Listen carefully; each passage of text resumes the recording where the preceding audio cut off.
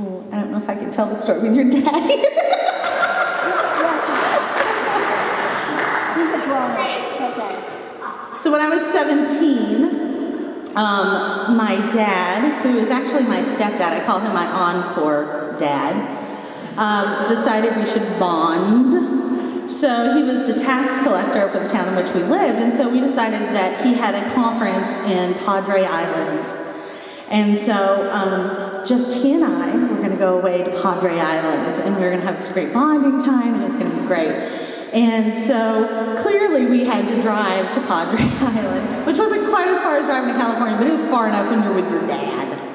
So we started out on the trip, and it actually went really well. It was a great chance to sort of sit in the car and talk with him. And, you know, he played all his hippie music, and that was fun, and sang Jeremiah Was a Bullfrog as loud as he could, and that was fun.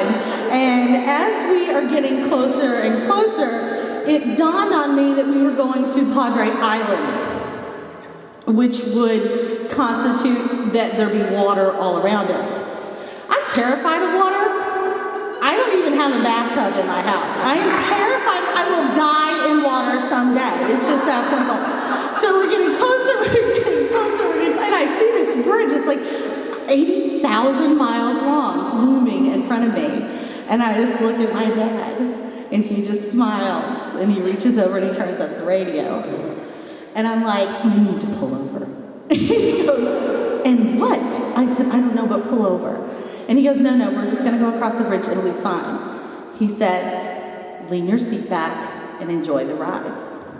So I did. I leaned my seat back, I closed my eyes, we turned up the radio, and then for the 3 hours it took us to get across the bridge, I just leaned back and enjoyed the ride.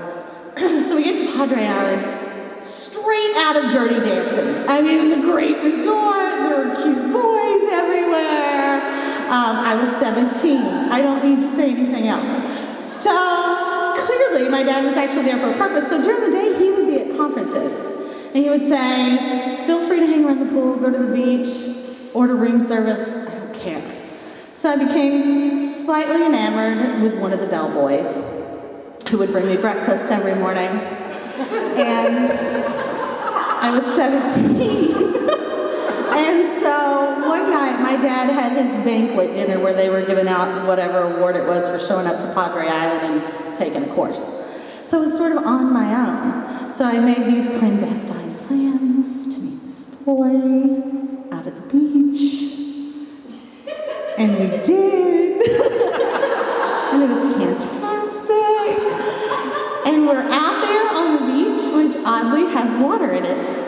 And we're sort of in the water, doing our thing. And all of a sudden I hear this voice. And all I hear is, raise your seat, Rebecca. You're not supposed to enjoy the ride that much.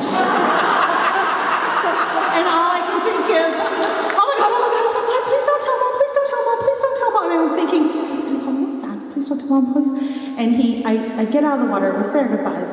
My dad and I stand there and sort of look at each other in the eye, and I'm thinking in my head, please don't tell my mom, please don't tell Mom, please don't. And he looks at me, he goes, do not tell your mother. I said, okay. Flash forward years later, as I am leaving Texas to move to Connecticut with a boy that my parents had just met 2 days before.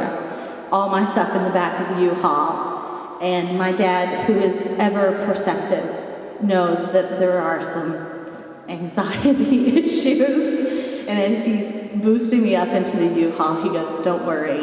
If you get scared, just lean the seat back and enjoy the ride.